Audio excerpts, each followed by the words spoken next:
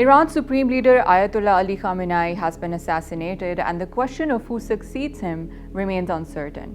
Trump is now suggesting that someone from within the Iranian regime might be the best option, but most of the people he had in mind are now dead. He also has discarded Raza Pahlavi, the exiled crown prince, as a possible option. Most of the people we had in mind are dead. So, we had some in mind from that group that is dead. And now we have another group, they may be dead also. And within the United States, lawmakers and the public both appear furious and confused about Trump's decision to go to war. Meanwhile, Iranian officials project confidence in their ability to fight back, and that confidence is visible in how quickly the conflict has expanded, spreading beyond Iran and Israel into Gulf states and affecting security calculations as far as Europe. So on today's Dossier, we're raising a central question. How long can either of these sides sustain this war?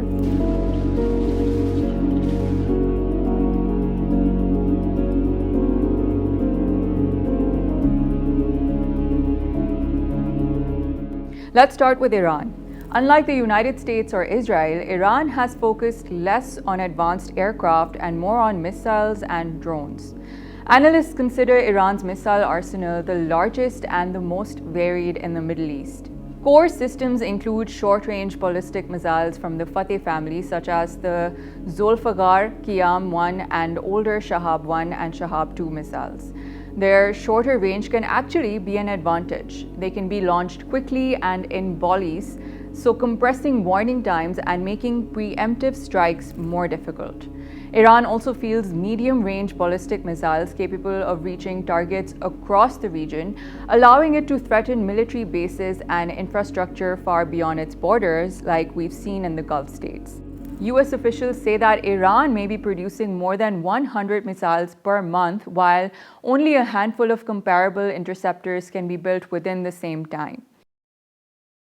The ability for the United States to crank out these very, very high-end weapons like a Patriot interceptor or what's called the THAAD, Terminal High Altitude Defense, those kind of weapons are very sophisticated. That yes, they are costly, but they're also time-consuming to build. On the other hand, the Iranian drones and uncrewed vehicles we're talking about are much cheaper to build and also in much greater supply and can be built faster in the event that they deplete their stock. So there's what I think most people would call from a cost imposition perspective, the United States and Israel are on the wrong end of that curve. Iran also has thousands of attack drones, many produced despite years of sanctions. And here's the thing, missiles are only part of the strategy. Iran also relies heavily on cruise missiles and drones. Drones are slower than missiles but cheaper and easier to launch in large numbers, meaning one-way attack drones can be used in repeated waves, forcing airports, ports, and energy facilities to remain on constant alert. The goal in this case is not necessarily a single decisive strike, but sustained pressure that gradually wears down air defenses. Another reason Iran believes that it can sustain a long conflict in this case is its survivability. Over the years, it has built underground storage tunnels and hardened missile facilities protecting launch systems from airstrikes. Analysts say that Iran has also increased missile production since last year's conflict with Israel, which has potentially allowed it to maintain a high launch rate. Iran also holds significant geographic leverage. Along its southern coast lies the Strait of Hormuz, one of the most important choke points in global energy trade. Roughly 1/5 of the world's oil and liquefied natural gas shipments pass through this narrow waterway.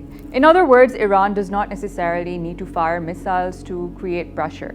Disrupting the Strait of Hormuz alone can affect the global economy within days. Now let's look at Israel. Israel relies heavily on a layered air defense network designed to intercept different kinds of threats. Iron Dome targets short-range rockets, David's Sling counters medium-range rockets and cruise missiles, while Arrow 2 and Arrow 3 intercept ballistic missiles. But even sophisticated systems have limits. Iran launched more than 200 ballistic missiles at Israel just in the first 3 days of this conflict. And each incoming missile requires an interceptor, and analysts warn that such a pace could strain Israel's stockpiles. Israel does not disclose interceptor inventories, but previous conflicts suggested that supplies were already under pressure and that, of course, they're also provided to them by the US. So if interception becomes harder to sustain, priority may shift toward defending military and political targets rather than broader civilian protection. And of course, this war is also expensive. Israel's military spending has surged during its genocide in Gaza and war in Lebanon. Spending has reached about $31 billion in 2024, and early estimates for 2025 suggest around $55 billion. Israel also receives extensive support from the United States. According to Brown University's Cost of War project, Washington has provided about $21.7 billion in military aid to Israel since October 2023. Additional U.S. operations across the region have cost between $9.6 billion and $12 billion. That brings total U.S. spending connected to the conflict to more than $30 billion and rising. The United States military budget is $1 trillion US dollars. So the cost of any one of these interceptors, from several hundred thousand to to 2 or 3 million in a $1 trillion defense budget isn't all that much. And yet the Trump administration is still envisioning that they are going to need to request additional money from Congress just for this war, in addition to what they were planning to ask for next year, which was also an incredible increase, a 50% increase in the U.S. Pentagon budget. So, but the real constraint is the manufacturing capability. As best I can tell, the exact stockpiles, obviously, that's not widely shared. That's confidential, whatnot. But we know that the companies that manufacture many of these weapons are producing them in the hundreds, or at most, 1,000 or 2,000 a year. The war is also producing losses. At least 3 U.S. fighter jets were shot down in Kuwait in what officials called a friendly fire incident. But experts say the bigger concern may not be the cost, but the inventory. Interceptor missiles like the Patriot or SM-6 are complex systems that take time to manufacture. Analysts warn that the current pace of interceptions could strain stockpiles within weeks. These same interceptors are also needed in other regions, including Ukraine and the Indo-Pacific, which brings us back to the central question.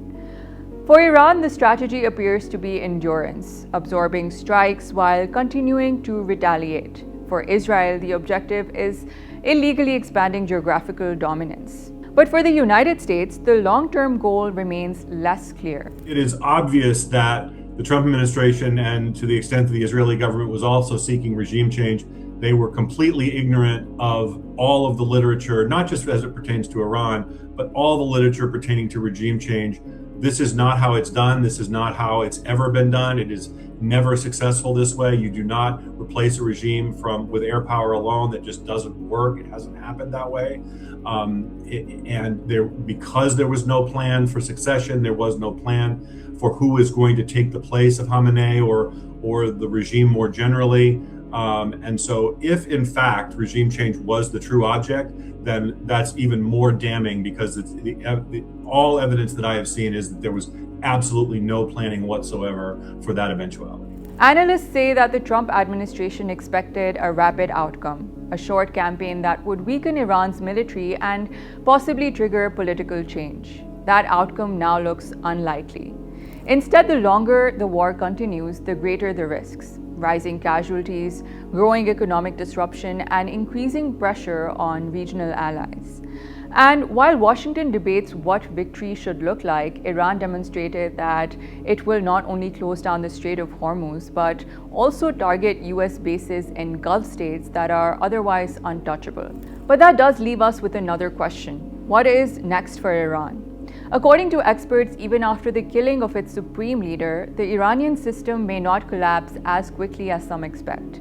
Many believe that the Islamic Republic was designed to survive crises with power distributed across clerical institutions, the military, and security networks that can continue operating even if individual leaders are removed. But the same may not hold true for the region or the world that now remains on edge as this war expands rapidly.